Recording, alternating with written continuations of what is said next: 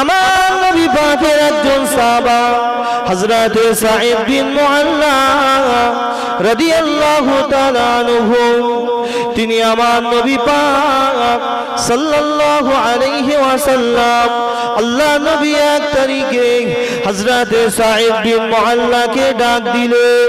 সাঈদ বিন মুআল্লাকে ডাকছে, ও বাবা সাঈদ, ও বাবা সাঈদ, বাবা সাঈদ।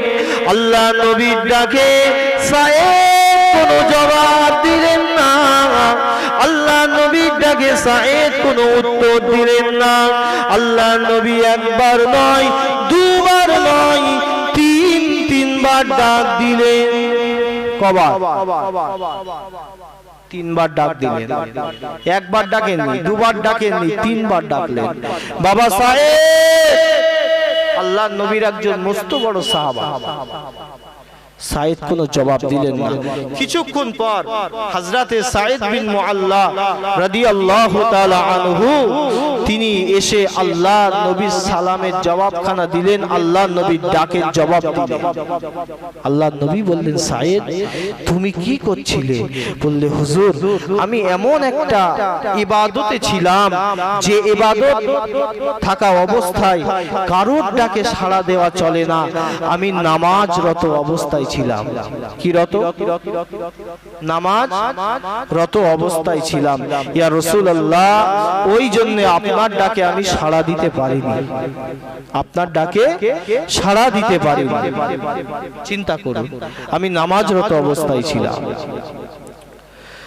আল্লাহ নবী বললেন, বাবা সাঈদ, ও বাবা সাঈদ, তুমি কি আল্লাহর কোরআন জানো না বাবা? তুমি কি আল্লাহর কোরআন পড়োনি? হযরতে সাঈদ বিন মুআল্লা রাদিয়াল্লাহু তাআলা আনহু বলেছিলেন, ইয়া রাসূলুল্লাহ, ইয়া হাবিবাল্লাহ, হুজুর আল্লাহ ও আল্লাহর রাসূল ভালো জানেন।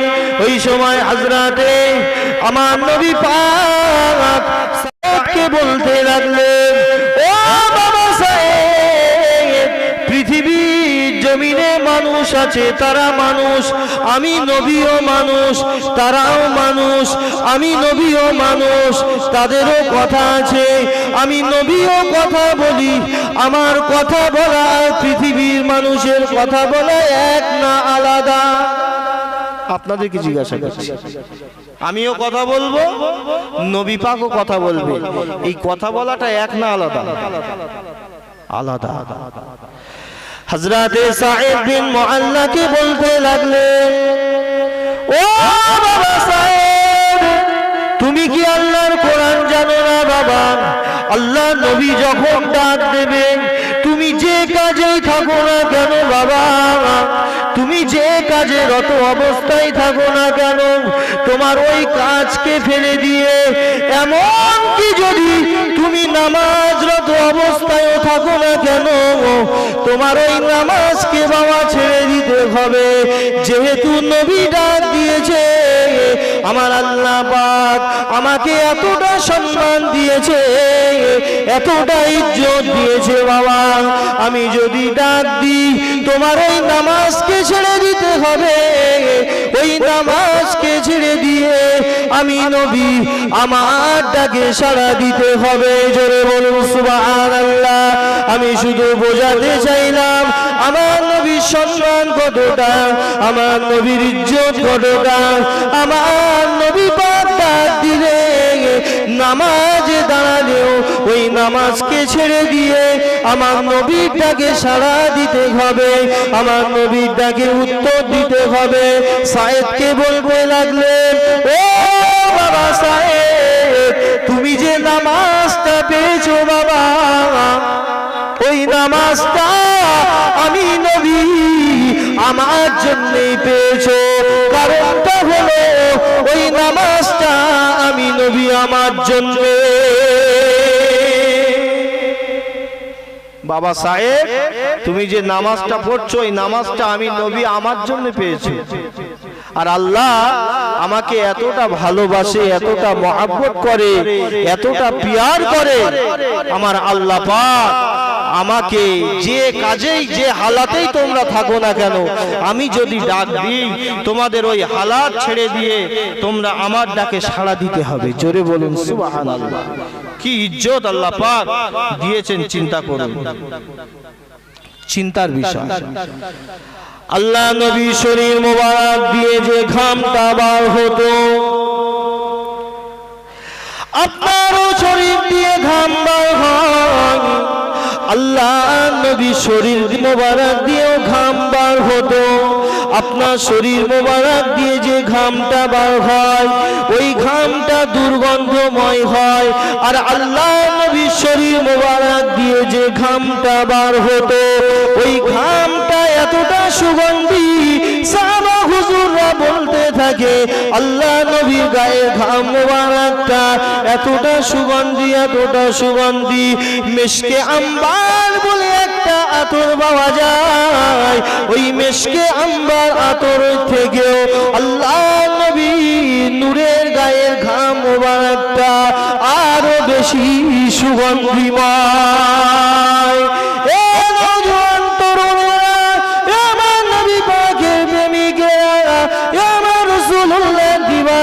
শুনে রেখে দিন, আল্লাহ নবী সাল্লামের ঘাম মোবারকটা সাহাবা হুজুররা নিজেদের হাতে করে এইভাবে করে নিয়ে তারা সারা শরীর মোবারকে মাখতেন। আল্লাহ নবীর ঘাম মোবারকটা যখন শরীরে মেখে নিতেন তারা আতর মনে করে মেখে নিতেন। তার সাহাবা হুজুররা বলতে লেগেছে একদিন নয়, দুদিন নয়, 3 দিন নয়, কয়েক সপ্তাহ পর্যন্ত আল্লাহ নবীর ওই ঘাম মোবারকের গন্ধটা, সুগন্ধটা কয়েক সপ্তাহ পর্যন্ত সাহাবা হুজুরদের শরীরে লেগে থাকতো। একদিন নয়, দুদিন নয়, কয়েক সপ্তাহ পর্যন্ত আল্লাহ নবীর ঘাম মোবারকটা সাহাবা হুজুরদের এই গায়ে লেগে থাকতো। আল্লাহ নবীকে এত সম্মান আল্লাহ দিয়েছে, এত ইজ্জত দিয়েছে। আল্লাহ নবী সাল্লাল্লাহু আলাইহি ওয়াসাল্লাম এত ইজ্জতওয়ালা নবী করেছেন যাকে আল্লাহ পাক আরশে মেহমান বানিয়েছিলেন। জোরে বলুন, আল্লাহ পাক আরশে মেহমান বানিয়েছিলেন। আরশে মেহমান তো অনেক দূরের কথা, নবীরা, অন্যান্য নবীরা আল্লাহর কাছে দোয়া চেয়েছিলেন, আল্লাহ আমাদেরকে নবী করেছেন, আমরা শুকরিয়া আদায় করেছি, কিন্তু নবী করার থেকে, নবী হওয়ার থেকে যদি আখিরি জামানার নবীর উম্মত করে দুনিয়ার জমিনে পাঠাতেন তার থেকে অনেক বেশি শুকরিয়া আমরা আদায় করতাম। একবার জোরে বলুন সুবহানাল্লাহ। আর নবী আকরাম শত শত দল পাথর ছড়াই, শত জুয়ে গাই প্রভাতের গান, শত শত দল পাথর ছড়াই, শত জুয়ে গাই প্রভাতের গান। হে আমার নবী আকরাম, হে আমার নবী আকরাম, হে আমার নবী আকরাম, হে আমার নবী আকরাম, সালাম তোমাকে হাজারো সালাম, হে আমার নবী আকরাম, হে আমার নবী আকরাম, হে আমার নবী আকরাম। চির উন্নত দ্বীন ইসলাম তোমার ওসিলায় আমরা পেলাম, চির উন্নত দ্বীন ইসলাম তোমার ওসিলায় আমরা পেলাম। হে আমার নবী আকরাম, হে আমার নবী আকরাম, সালাম তোমাকে হাজারো সালাম, সালাম তোমাকে হাজারো সালাম, হে আমার নবী আকরাম, হে আমার নবী আকরাম, হে আমার নবী আকরাম আল্লাহুম্মা সাল্লি আলা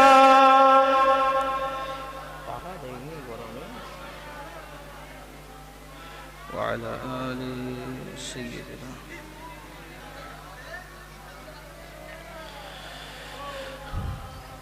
মদিনার মসজিদে হাকে বেলাল আযান মদিনার মসজিদে হাকে বেলাল আযান সেই আযান শুনিত খোদার আরশে মাকান জোরে বলবেন না সুবহানাল্লাহ। মদিনার মসজিদ নববী শরীফে মুয়াজ্জিম কে ছিলেন? কে ছিলেন? হযরতে বিলাল রাদিয়াল্লাহু তাআলা আনহু। তিনি যখন আজান দিতেন, তিনার আজানটা আমার আল্লাহ এত পছন্দ করতেন, এত পছন্দ করতেন, তিনার আজানটা আমার আল্লাহ আরশে মুআল্লায় বসে বসে আল্লাহ নিজে শুনতেন। জোরে বলুন সুবহানাল্লাহ। তাই কবি খুব সুন্দর করে বলছে, মদিনার মসজিদে হাকে বেলাল আযান সেই আযান শুনিত খোদার আরশে মাকান মদিনার মসজিদে হাকে বেলাল আযান। ওই হতো না সকাল সেথা না শুনে আযান, আর শুনে আযান মসজিদে যায় নবী দো জাহান। ওই হতো না সকাল সেথা না শুনে আযান, আর শুনে আযান মসজিদে যায় নবী দো জাহান। আর দয়ার নবীর ঘুম ভাঙিত শুনিয়া আযান, শুনে আযান মসজিদে যায় নবী দো জাহান। ও গো নবী দো জাহান মদিনার মসজিদে হাকে বেলাল আযান সেই আযান শুনিত খোদার আরশে মাকান মদিনার মসজিদে হাকে বেলাল আযান। ওই নামাজ শেষে সবাই এসে মুসাফা করে, আর বেলাল এসে মোর নবীজির জড়িয়ে ধরে। জোরে বলুন সুবহানাল্লাহ। নামাজ শেষে দেখবেন মসজিদের মুসল্লিরা নামাজ শেষে ইমাম সাহেবের হাতে হাত দিয়ে মুসাফা করে না করে না? করে, মুসাফা করে ইমাম সাহেবের হাতে হাত দিয়ে। সমস্ত সাহাবা হুজুররা আমার নবী পাক সাল্লাল্লাহু আলাইহি ওয়াসাল্লাম যখন ইমামতি থেকে ফারেগ হতেন, সাহাবা হুজুররাও আমার নবীর হাতে হাত দিয়ে মুসাফা করতেন। কিন্তু হযরতে বেলাল হুজুর আমার নবী পাককে এতটা ভালোবাসে, এতটা মহব্বত করে, এতটা প্যার করে, তিনি মুসাফা করতেন না, তিনি আমার নবী পাককে গিয়ে জড়িয়ে ধরতেন। জোরে বলুন, তিনি আমার নবী পাককে গিয়ে জড়িয়ে ধরতেন, এত মহব্বত করতেন। তাই কবি বলছে, ওই নামাজ শেষে সবাই এসে মুসাফা করে, আর বেলাল এসে মোর নবীজির জড়িয়ে ধরে। ওই নামাজ শেষে সবাই এসে মুসাফা করে, আর বেলাল এসে মোর নবীজির জড়িয়ে ধরে। বন্ধুর মিলনে যেদিন যাবে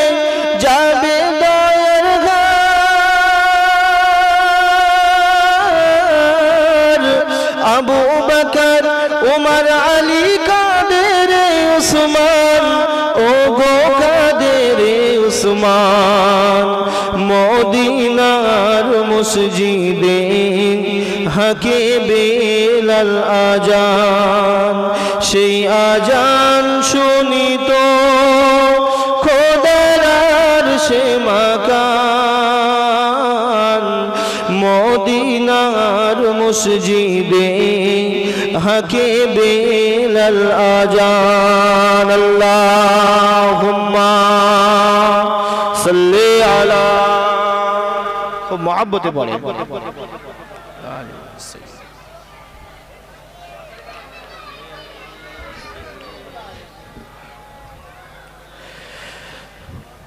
একটু কলমায়ে জিকির লা ইলাহা ইল্লাল্লাহ লা ইলাহা ইল্লাল্লাহ মুহাম্মাদুর রাসূলুল্লাহ হাসবি রাব্বি জাল্লাল্লাহ মা ফি কলবি গায়রুল্লাহ নূর মুহাম্মদ সাল্লাল্লাহু লা ইলাহা লা ইলাহা লা ইলাহা ইল্লাল্লাহ মুহাম্মাদুর রাসূলুল্লাহ আল্লাহুম্মা সাল্লি আলা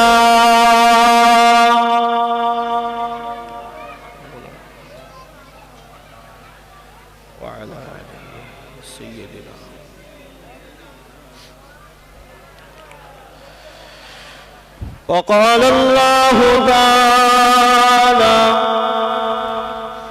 في كلام المزيد والفرقان الحميد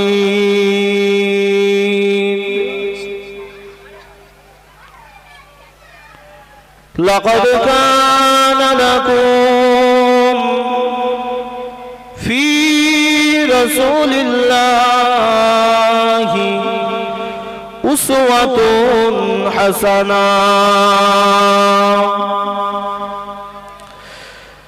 وقال الله تعالى في كلام المزيد والفرقان الحميد قل إن كنتم تحبون الله فاتبعوني يحببكم الله ويغفر لكم ذنوبكم والله غفور رحيم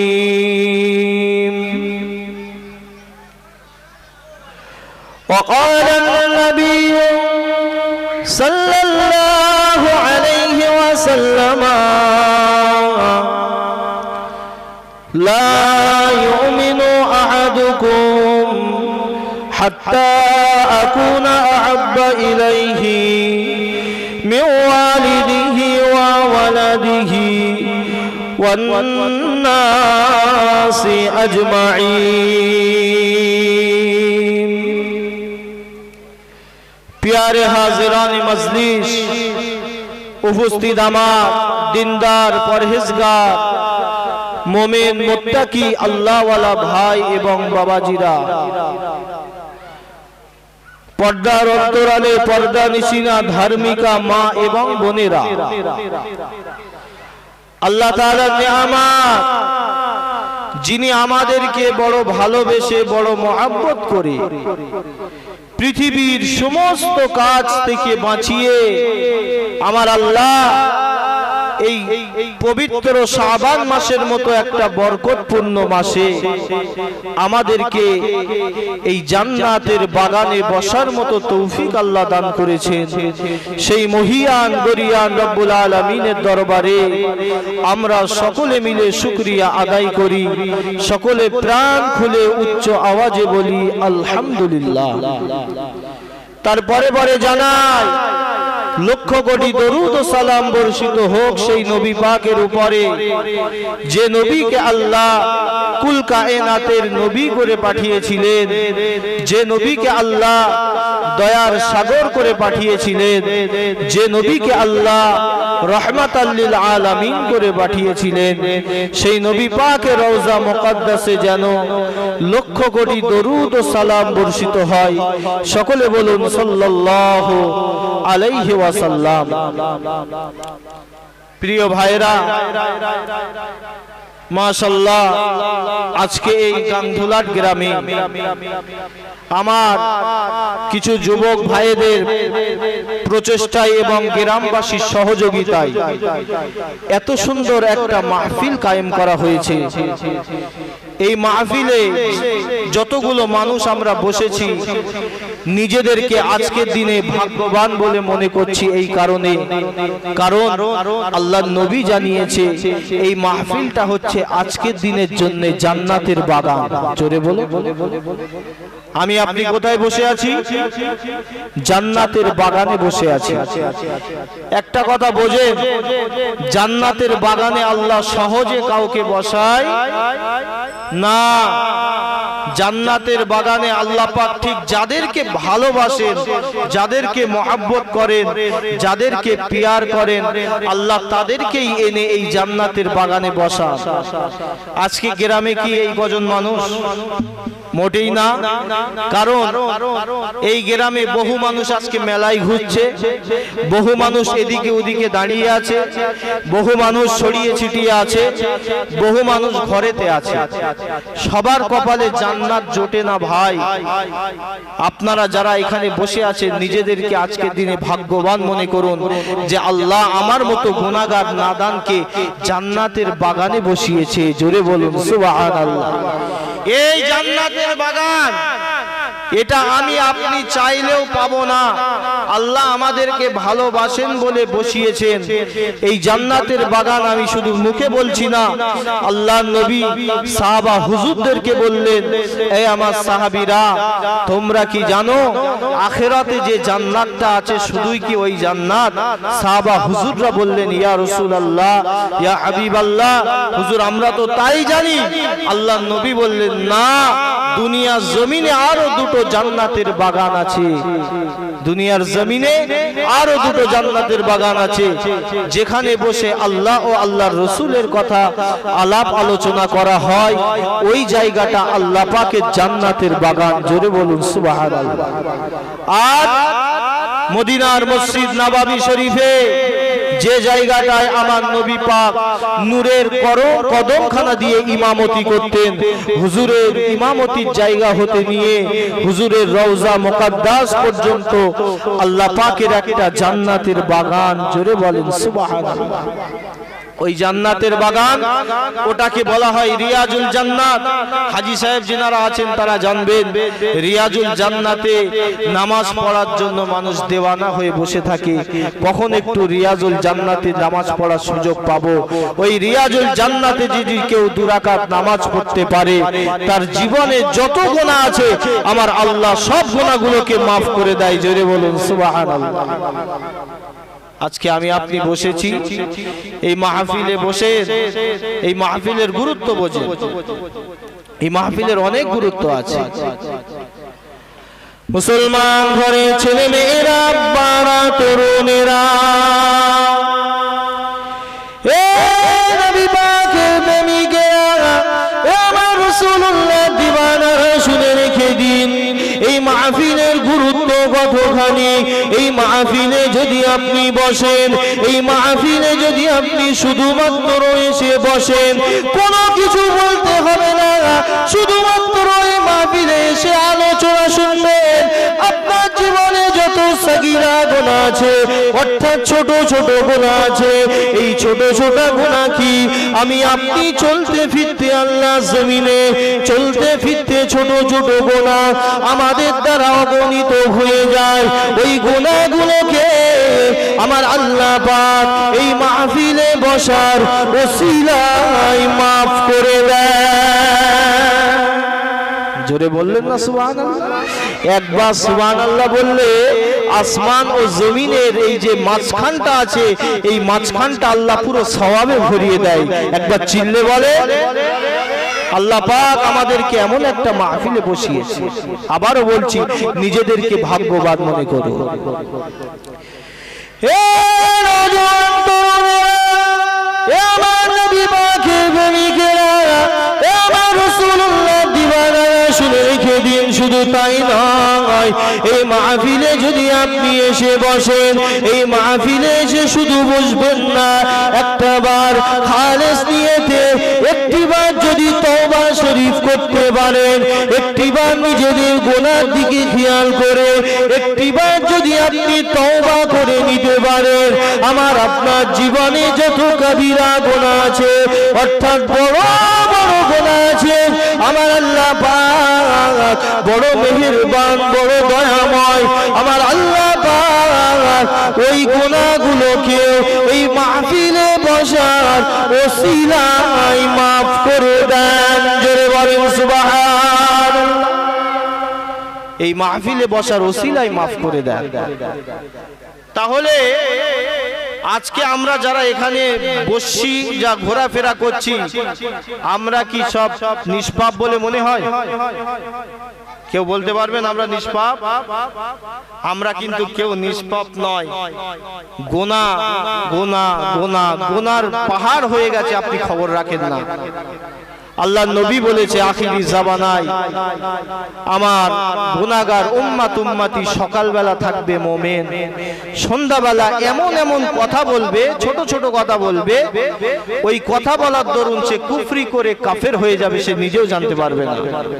আবার সন্ধ্যাবেলা এমন এমন সন্ধ্যাবেলা থাকবে মুমিন, সকালবেলা এমন কথা বলবে, সে কুফরি করে কাফের হয়ে যাবে, সে নিজেও জানতে পারবে না। আমরা কেউ কিন্তু নিষ্পাপ নয়। এই রকম একটা মৌকা আল্লাহ পাক আমাদের মাঝে দেন, এগুলোকে আমাদের কাজে লাগাতে হবে। গুনাহ মাফের একটা বিশাল রাস্তা। এই মাহফিলে আমি আপনি যখন সবার যে যার বাড়িতে চলে যাব, এই মাহফিলে শুধু আমি আপনি নয়, এই মাহফিলে আল্লাহ পাকের অগণিত মালাইকা ফারিস্তারা এই মাহফিলে হাজির আছে। জোরে বলেন সুবহানাল্লাহ। এটা আমি বলছি না, এত রহমতের মাহফিল এটা আমার নবী বলেছে, যে জায়গাটায় আল্লাহ ও আল্লাহর রাসূলের কথা আলাপ আলোচনা হয়, ওই জায়গাটা আল্লাহ পাকের মালাইকা ফারিস্তারা পুরো রহমত দিয়ে ছেয়ে থাকে। আমি আপনি যখন মোনাজাত হয়ে যাবে, যে যার যখন বাড়িতে চলে যাব, ফারিস্তারাও চলে যাবে, তারাও থাকবে না। একদল যাবে আমার আল্লাহ পাকের আরশে মুআল্লায়, আর একদল যাবে আমার নবী পাকের মাজার মুকাদ্দাসে। আখিরি মোনাজাত যখন হয়ে যাবে, বাবেরা, নওজোয়ান তরুণেরা, আলোচনা একটু মন দিয়ে শুনো।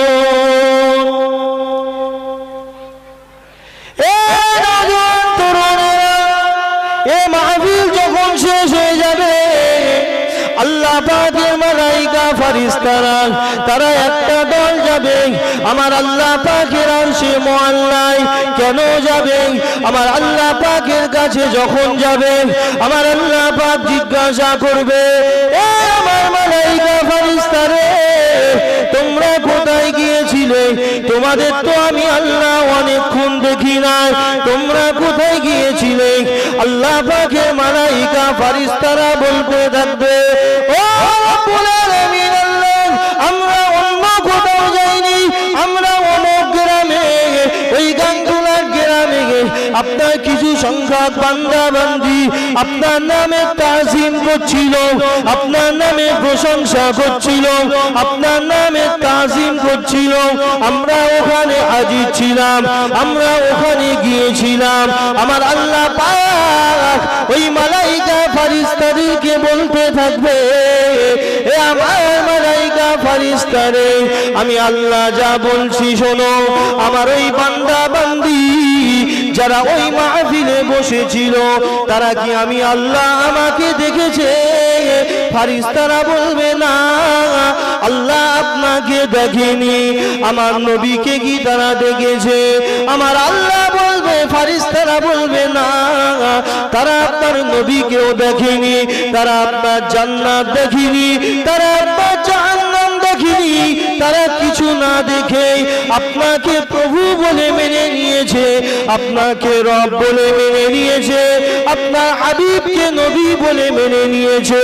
আমার আল্লাহ পাক এই কথাটা শোনার সঙ্গে সঙ্গে ওই সমস্ত মালাইকা ফারিস্তাদেরকে বলতে থাকবে, ও আমার মালাইকা ফারিস্তারে, তোমরা সাক্ষী থেকে যাও কাল কিয়ামতের কঠিন দিনেতে, যেদিন কেউ কারো হবে না, বাপ বেটা হবে না, বেটা বাপের হবে না, মা বেটির হবে না, বেটি মায়ের হবে না।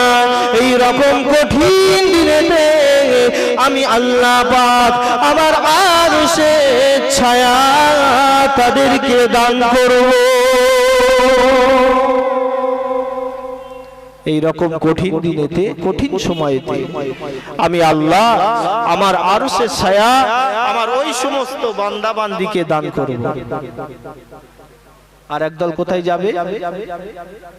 আর একদল ফারিস্তা, তারা দুদলে বিভক্ত হয়ে আর একদল ফারিস্তারা যাবে আমার নবী পাকের মাজার মুকাদ্দাসে, যেখানে মদিনাতুল মুনাওয়ারায় সবুজ গম্বুজের নিচে শুয়ে হুজুর আমার আরাম করছেন, রব্বি হাবলি উম্মতি বলে কাঁদছেন, ওখানে যাবে। শুনে নেন,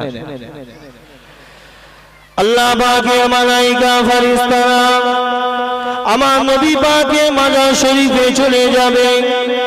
আমার নবী পাকের মাজার শরীফে গিয়ে সালাম দেবে, আসসালাতু ওয়াসসালামু আলাইকা ইয়া রাসূলুল্লাহ, আসসালাতু ওয়াসসালামু আলাইকা ইয়া হাবিবাল্লাহ। আল্লাহ নবী সালামের জবাবখানা দেবে, সালামের জবাবখানা দিয়ে বলতে থাকবে, এ আল্লাহ পাকের মালাইকা ফারিস্তারা, তোমরা কোথায় গিয়েছিলে? তোমাদের তো অনেকক্ষণ আমি নবী দেখতে পাই না, অনেকক্ষণ দেখতে পাই না। আল্লাহ নবী জবাবে বলতে থাকবে, ইয়া রাসূলুল্লাহ ইয়া হাবিবাল্লাহ, হুজুর আপনার কিছু সংখ্যক উম্মতি ওই অমুক গ্রামে তারা আপনার নামের উপরে দরুদ শরীফ পড়ছিল, আপনার নামে তাজিম করছিল, আপনার নামে সম্মান করছিল, আপনার নামে পরে দরুদ শরীফ পড়ছিল।